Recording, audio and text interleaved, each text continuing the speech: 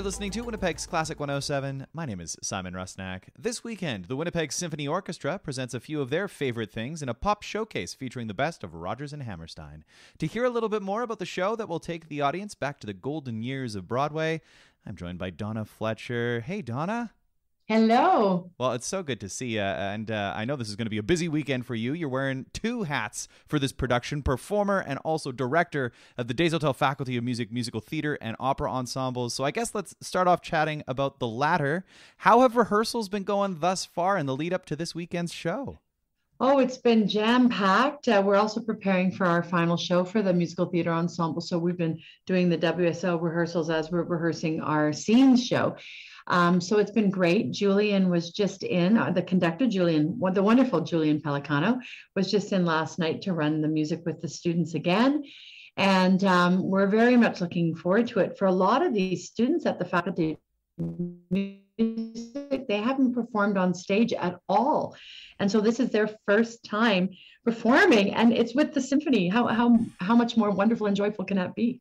Well, exactly like you say, it sounds, so crazy to think in the Faculty of Music, their first time performing on stage in front of an audience. What's the excitement, the buzz like amongst the students?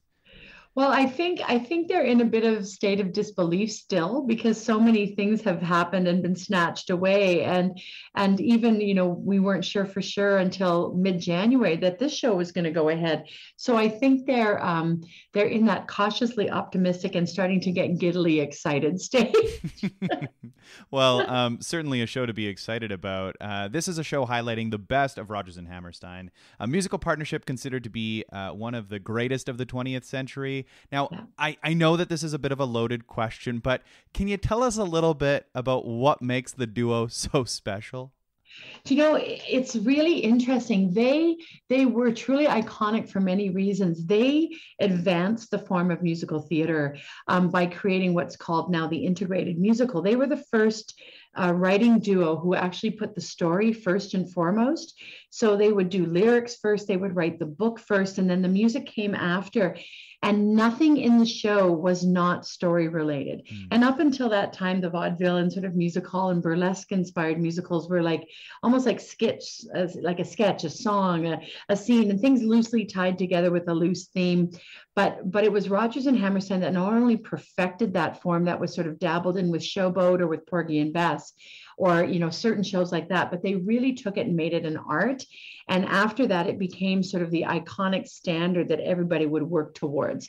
They also integrated dance for the first time in a way that wasn't just showing girls with lovely legs or, how fast could you do a tap routine. The story of dance became also an integral part of the show. And that would advance the action and advance the plot. A bunch of other things they did, like they created the cast album. If it hadn't been for Rodgers and Hammerstein in Oklahoma, we would never have the cast albums we have now. And things like that. They also formed their own production company and started touring and rights. And so honestly, they not only were they brilliant creators, but they were also amazing businessmen. And because of them, that sort of set the standard for where musical theater could go. And then they became producers and produced shows like Annie Get Your Gun. So even though they didn't write it, they also knew a good project when they saw one and learned how to make that happen. So they were impresarios, going back to the days of Ziegfeld, but just taking the form farther. And of course, one of the major things they did is they really dealt with difficult themes. They dealt with racialized themes. They dealt with themes of abuse, and they dealt with anti-heroes. And for the first time, they brought death onto stage, and they really tried to show the American people the things that were facing them at the time they were writing. Now so many of those stories seem quite quaint from where we are with shows like Hamilton or Next to Normal or Fun Home. But at the time, they literally rocked the world of musical theater. So tell us a little bit about the musicals that are going to be featured in this weekend's show. Wow. Well, we have the best of the best. There's a little bit from State Fair, which was the first movie musical that they wrote. Of course, Carousel is featured very prominently. You couldn't do a Rodgers and Hammerstein show without the Sound of Music. And then there are also songs from The King and I, and then rounding everything out with their first show that they wrote together, Oklahoma.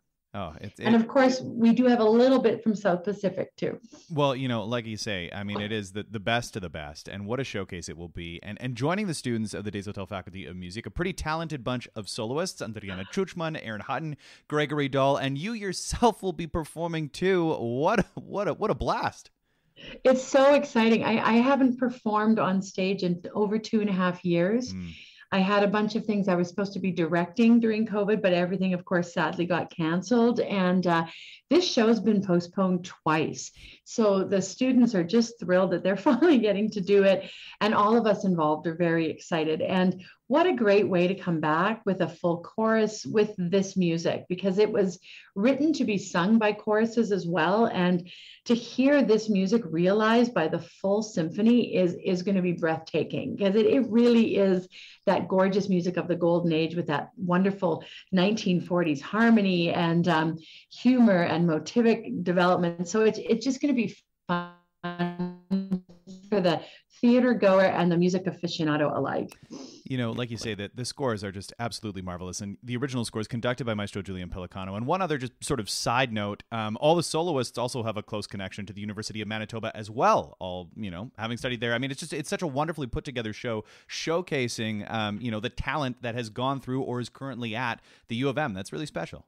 It's really special to me because I also am a graduate of the U of M Faculty of Music, and it's wonderful to have, to be singing alongside one of my former students, Erin, and then Andriana, who's a very, storied graduate from the school, and of course the wonderful Greg Dahl, who is just, a staple of the Canadian opera scene. It's exciting, and it's wonderful for the students that are in the faculty now to be sharing a stage with them and to see what they can aspire to, and so many of us from the different eras at the faculty gracing that stage. And it's going to be really, really special. It's almost like, it's like a coming back to life. It's like the phoenix rising again, You were talking a little bit about how much Rodgers and Hammerstein really propelled the musical drama forward and brought it into its own in the 20th century. Curious, for the audience, what are they going to see on stage? Is it a semi-stage production? How is that going to work? No, we're still doing this in a concert format because, of course, with COVID protocols and distancing requirements, we do have to keep some space from the chorus from the orchestra, the soloists from each other, and the soloists from the orchestra. So we are going to do this in a concert format, but Julian and I are going to be giving a bunch of history of the shows and giving tidbits about Rodgers and Hammerstein. So it will be almost like a travelogue kind of feel. Nice. And the students will be on stage participating in some big ensemble numbers as well as with the soloists. So sadly, it couldn't be as fully staged as we might have been able to do if COVID still wasn't hanging around. But I think it will be a delight for an audience to watch, and lots and lots of wonderful solos that you'll get to see. Greg does a great deal, as does Andriana and Erin. I do a few less just because I'm doing the narration, but it's going to be just beyond exciting. And there are 3 opportunities for people to check out the show: Friday, Saturday, a matinee on Sunday. Lots to look forward to. Donna, the last thing I have to ask you is, to close out this conversation, what would you like to hear from the Rodgers and Hammerstein catalog? Oh, do you know, I grew up cutting my teeth on Rodgers and Hammerstein. The very first lead I ever did in high school was Laurie in Oklahoma. And that was one of the first major roles I did at Rainbow Stage. So for me, Oklahoma always has a soft spot.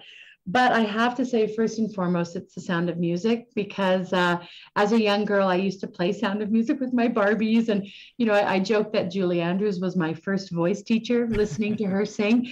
So for me, I always want to hear Climb Every Mountain. I love songs like You'll Never Walk Alone. I especially love If I Loved You. And of course, State Fair, the song A Grand Night for Singing. That's the first song I ever sang with an orchestra when I was 15 years old. So I'm thrilled that I actually get to sing it in the concert. So it's hard to pick favorites. And I think pretty much anything that you're going to want to hear will be on this concert. All right. Well, I'm going to cue something up here, a little bit of a surprise. But let me say, Donna, thank you so much for chatting with me today. Oh, such a pleasure. And thanks for featuring us.